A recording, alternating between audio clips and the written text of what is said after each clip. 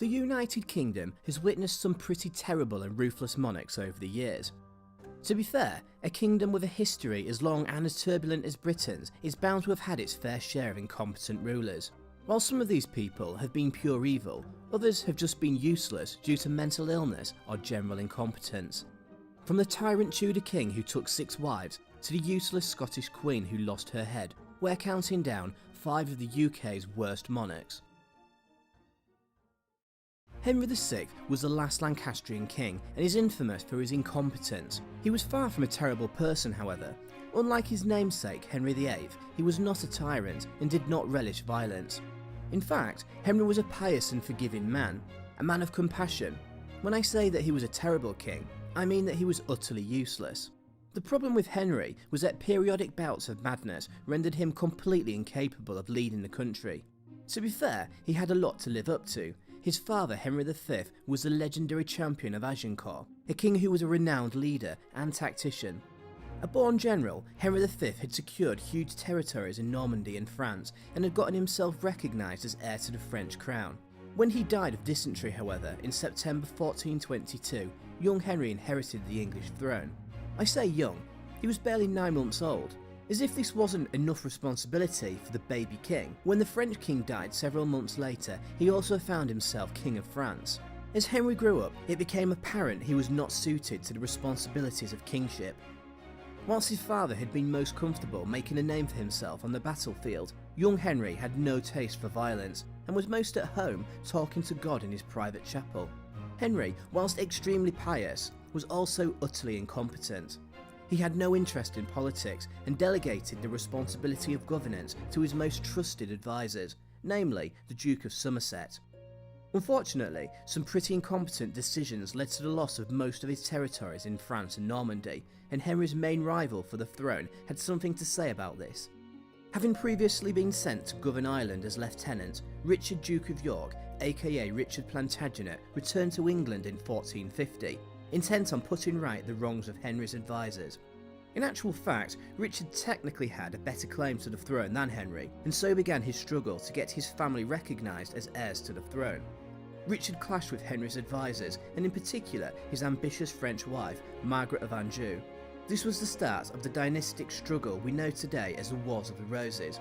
Henry VI will forever be known for his incompetence and for the mental illness he struggled with for much of his life. He will also be remembered as a catalyst for one of the bloodiest series of wars ever fought on British soil. Whilst Henry VI was England's last Lancastrian king, Richard III was the last Yorkist king. Ultimately, the downfall of Henry VI led to the Wars of the Roses and the rise of the House of York. Richard Plantagenet pressed his claim to the throne but lost his life at the Battle of Wakefield.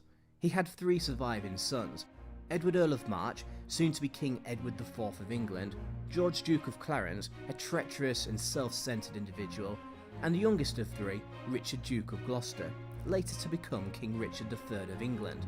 Following his death, Richard Plantagenet's claim to the throne was taken up by his eldest remaining son, Edward Earl of March. Richard III is a controversial character, no thanks to Shakespeare. Over the years, Richard has been painted as a bit of a monster, with his crooked spine, withered arm and treacherous nature. Significantly, Richard is alleged to have murdered his nephews and rightful heirs to the throne, Princes Edward and Richard. Of course, Shakespeare's portrayal of Richard is largely unfair and inaccurate. In fact, there is no evidence to suggest that Richard was anything other than totally loyal to his older brother, King Edward. He also pledged an oath to uphold his nephew's right to inherit the throne. That said, following the death of King Edward in 1483, Richard appears to have gone back on his word. Whilst on his deathbed, Edward mobilised his most trusted lords and advisors and established a council to lead the country until his young son Edward came of age. Within weeks of the king's death, however, Richard staged a coup and had himself named as protector of the king.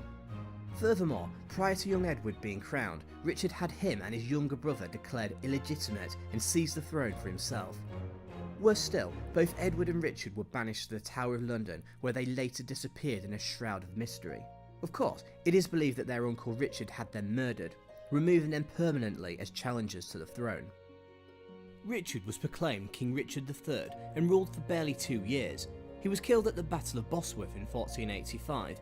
in effect bringing an end to the Wars of the Roses and giving rise to the Tudor dynasty. Richard would turn up some years later, buried beneath a car park in Leicester. Mary, Queen of Scots, not to be confused with Bloody Mary, was Scotland's most useless monarch. A series of stupid and politically dangerous decisions led to her swift downfall. She isolated herself from her nobles and attempted to overthrow the Queen of England. She was ultimately beheaded for her treachery. Mary had a bit of a fairy tale childhood. Born in 1542 to the Scottish King James V and his French wife Mary of Guise, she was sent to live with the French royal family at the age of only 5. She was loved in France, considered to be exceptionally lovely, kind and courteous. Having been betrothed to the French heir to the throne Francis, she later found herself Queen of both Scotland and France. When Francis died, however, Mary took the decision to return to Scotland. Here, she found herself in a difficult situation. While she had been raised as a Catholic, Scotland was officially a Protestant country. This did not faze Mary, however, as she encouraged a policy of non-discrimination. Things, however, were about to take a turn for the worst. Mary was all too aware that she must marry and provide an heir. In 1565, she married her first cousin, Henry Stuart, Lord Darnley. But Darnley was a horrid man, weak and selfish. Understandably, their marriage broke down and Mary became close to her advisor, David Rizzio. In March 1566, when Mary was 6 months pregnant, Darnley broke into her supper room with a posse of nobles and stabbed Rizzio to death. They claimed that he and Mary were having an affair, and Rizzio was using this to gain influence in court. Mary believed that Darnley wished to kill her and her unborn son and claim the throne for himself. It was then mightily suspicious when 3 months later Darnley was found dead following an explosion at a house where he had been staying. His body was found outside, however, giving rise to speculation that he had escaped from the blast but had been murdered. The chief suspect was James Hepburn, Earl of Bothwell. Here, Mary made a catastrophic mistake in marrying the Earl, barely 3 months after the death of Darnley. In doing so, Mary turned Scotland's nobles against her and she was imprisoned at Loch Leven Castle. She was then forced to abdicate in favour of her son, who became King James VI of Scotland. Mary managed to escape her Protestant captors and raised an army. On the 13th of May 1568, she was defeated in battle and fled to England to seek refuge from her Protestant cousin Queen Elizabeth. This was a terrible mistake. The problem was that Mary had a strong claim to the English throne, arguably more so than Elizabeth. Whilst Elizabeth was descended from Henry VIII's second wife, Anne Boleyn, Mary was a descendant of Henry's older sister, Margaret Tudor. Mary's Catholic supporters viewed Henry's marriage to Anne Boleyn as illegal, and thus argued Mary had a better claim to the throne of England. Elizabeth was all too aware of Mary's position and had her imprisoned for 19 years. During this time, Mary was implicated in numerous Catholic-sponsored plots against Elizabeth, most significantly the Badlington plot. This was in fact a trap which implicated Mary in a bogus assassination attempt. Although reluctant to do so, Elizabeth sentenced her cousin to death, and she lost her head on the 8th of February 1587. Interestingly, Mary's son James VI went on to succeed Elizabeth in 1603, and became the very first king of both Scotland and England. This in effect created the Kingdom of Great Britain. Henry VIII is one of England's most notorious kings, most commonly known for taking 6 wives. Often described as a tyrant, Henry is also infamous for dissolving the monasteries and breaking with Rome. Henry was almost not king, however. This honour was meant for his older brother Arthur, who died suddenly in 1502. As a second son of Henry VII and his wife Elizabeth of York, Henry VIII was obsessed with securing his own dynasty and sought to wipe out any resistance to his rule. To this end, the king was ruthless, having executed or imprisoned all those who had even the slightest claim to the throne. King Henry was obsessed with securing a male heir. After becoming frustrated with his first wife, Catherine of Aragon, he fell in love with the young and beautiful Anne Boleyn. When the Pope refused to annul his marriage, Henry set out on a path of destruction, dissolving 800 monasteries and forming the Protestant Church of England. As we know, Anne was arrested on charges of adultery and beheaded at the Tower of London. Henry took 4 more wives. Jane Seymour provided Henry with a son, but died in childbirth. He was so repulsed by his next wife Anne of Cleves that he divorced her almost instantly. The teenage Catherine Howard was beheaded for adultery, and his last wife, Catherine Parr, somehow managed to keep her head and outlived him. Particularly in his later years, Henry became fat, obsessive, paranoid, and narcissistic. You really didn't want to get on the wrong side of him. His most trusted advisor, Thomas Cromwell, was executed for nothing more than orchestrating his marriage to Anne of Cleves. When Henry wasn't having those around him executed, he was waging war against Scotland and France. He was a completely useless commander and practically brought England to its knees. Henry was a pretty terrible monarch. King John is probably considered England's most useless and evil king. Portrayed as the villain in Robin Hood, he certainly stands up to his evil reputation. John was the youngest and favourite son of Henry II and was born around Christmas time 1166. As the youngest of 5 male children, John was never intended to wear the crown, and with all the lands and titles being handed out to his brothers, he gained the nickname Lackland.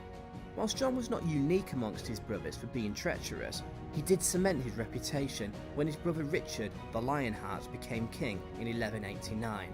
With his other brothers dead, he attempted to usurp Richard when he was off on crusade. With a little help from Philip Augustus of France, he was nearly successful. When Richard died in 1199, John somehow found himself sitting on the English throne. His brother had, however, acknowledged their nephew Arthur as heir to the throne several years earlier. Arthur did in fact have a better claim, but this was no issue for John, he just had him killed. As well as being treacherous, John was also immensely cruel, and chivalry meant absolutely nothing to him. Where others would capture their enemies as opposed to killing them, John would just do the latter. He was universally hated by everybody. He was a bastard. He pissed off his barons by sleeping with their wives and suppressing their baronial rights. He even fell out with the King of France and lost the entirety of Normandy as a consequence. A monumental blunder. John raised taxes and demanded money in order to take back his continental dominions. He further pissed off his barons who rebelled against him, and his hand was forced into signing Magna Carta. John being John, however, he soon went back on his word. France invaded England on the request of his barons, and everybody was at war. It was just awesome. In fact, the only good thing John ever did was dying. In 1216, his son Henry III took to the throne at the ripe old age of 9. To think of it, he turned out to be pretty useless as well.